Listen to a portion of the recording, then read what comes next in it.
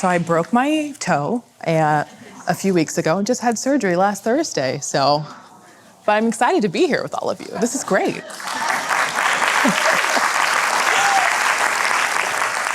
So one of the things that you can do to make bold moves is to find your sphere of influence.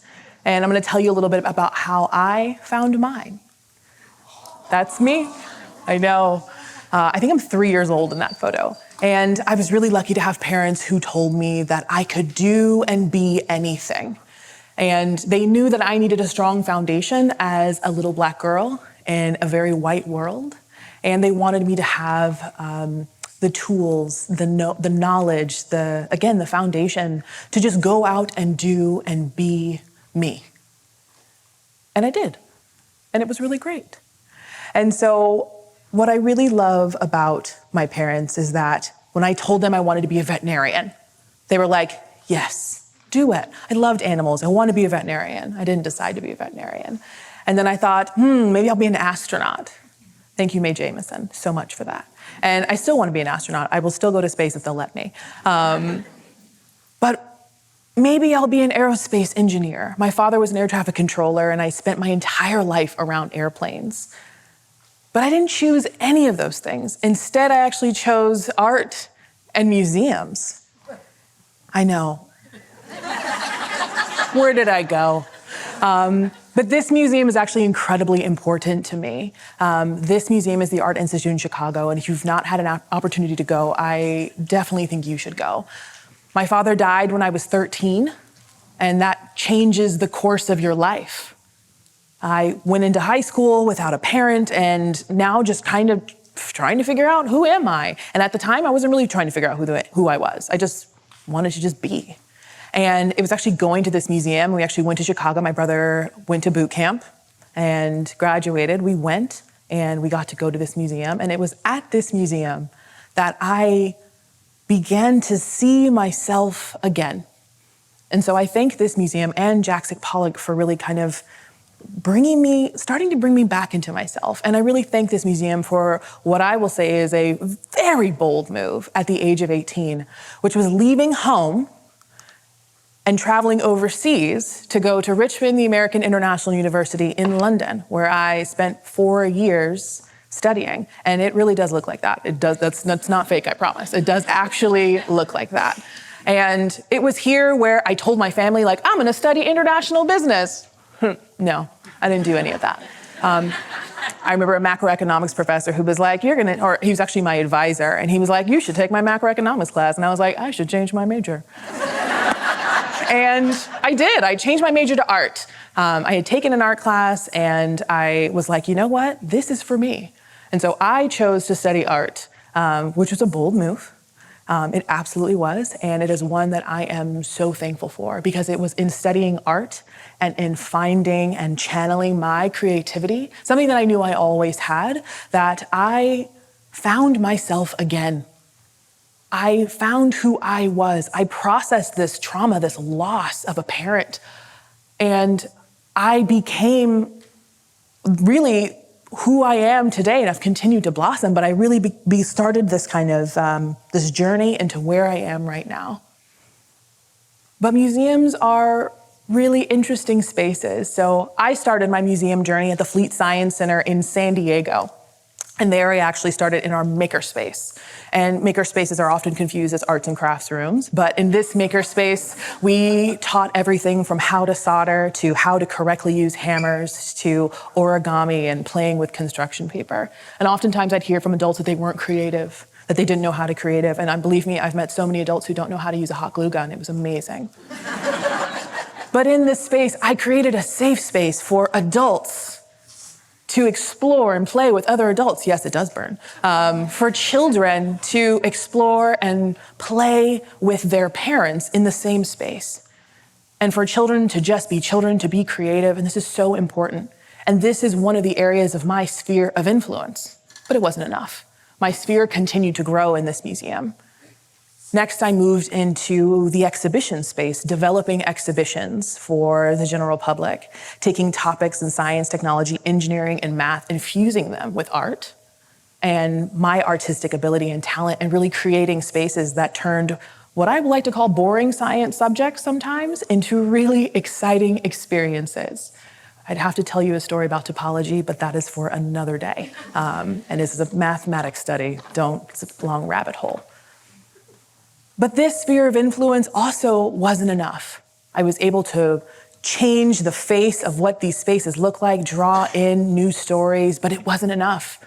Because at the end of the day, I was still one of the few in a sea of white faces in my field, not just in the science center, but really in museums. And so I really moved into this space. My sphere grew because I knew that museums needed to change. And so my sphere grew into the space of inclusion, diversity, equity, and accessibility, and thinking about organizational change. Because museums are incredibly white spaces. And they are spaces with a history of colonization, with a history of taking what does not belong to them, hoarding it, telling stories that don't then belong to them or telling them through their own lens. And this needed to change. And also museums inside needed to change because there weren't enough people who looked like me working in these spaces, making critical decisions. And so my next bold move would be one that was both very expensive, but also what I like to call a protest. Because I knew if I needed to make change in these spaces, I also needed to have those little letters that sometimes you have behind your names or those pieces of paper that you pay lots of money for. Because that is what the people in my field regard as important, as valuable. So my greatest protest was getting a master's in museum studies and certificate in nonprofit management from Johns Hopkins University. And I graduated in 2021, winter 2021. That's right, grad school during a pandemic and working full time. That was weird. But it was worth it. It was worth it because now I had a new tool that was going to allow me to make bold moves and to really expand this sphere of influence and push the boundaries of what I could do. And I did. And I did for as long as I could, really diving into organizational change, working with my CEO, having conversations about how we needed to change inside before we could really change outside. Because if there weren't people of color, if there weren't women in decision-making positions, then what were we really doing all of this for? But then I couldn't do it anymore. Because being the only and always the only carries a burden with it, whether the only woman in a space, in a male-dominated space, or the only Black woman in a sea of white faces. It was hard. I had to shoulder a lot. And so I made a decision, and another very bold move. I left my museum after almost 9 years, and I moved here to Seattle, literally in January. Yeah, absolutely. And I chose at that moment, the reason I made that move and actually turned down other jobs as well is because I wanted to center Black people. I wanted to center Black stories. I wanted to share our art, our culture, our history. And I wanted to do that with other Black people. And so here at my museum, we have one white colleague at the moment, right? But we're excited to work together to create an educational space that's for everyone. It's not just for Black people, it's for everyone. And to share the stories of this region, not just Washington, but Washington, Oregon, Idaho, Wyoming, Montana, Alaska, the Pacific Northwest. And it's an incredible opportunity to be bold and make bold moves in even a very small space. You have to come visit my museum. We're right there in Central District in the Coleman School. But those are my bold moves. That's what I chose to do. And that's my museum if you want to come visit anytime. So what can you do? So this is an incredible graphic by Deepa Iyer, and it's about a social change ecosystem. And we all know what ecosystems are. They are made up of many different things: air, trees, water, people, cars, let's not talk about that. But all of these different pieces that make up an ecosystem. But as we talk about social change, we talk about all of these different things that are required to really create change. So when you think about the protests, right?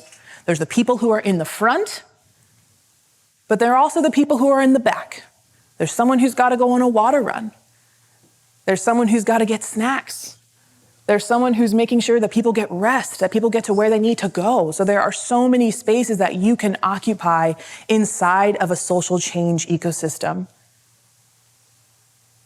So for you to be bold and for you to really make bold moves, find your sphere of influence, but find it within you. Look into yourself and see where you are. See the spaces that you occupy. And then once you do that, ask yourself, what can you do to create change just within that space? Because you don't need to be Oprah Winfrey. She has a lot of money, she has a lot of clout, and she is able to do a lot. You don't have to be a Malala. She was shot on a school bus going to learn. And she came back advocating for peace, for education, for women. And not all of us can be her. Don't be Greta. She is doing amazing things, advocating for this climate. She is young, but we all can't be her. Some of us are teachers. Some of us work in museums.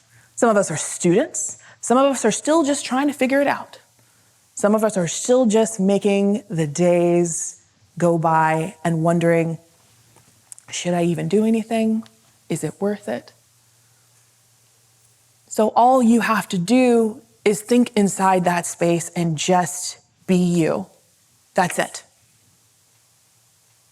So all I ask of you today is just to find your sphere of influence and then just go and make bold moves. That's it. Just do that. Just be you. And thank you all for being here with me today.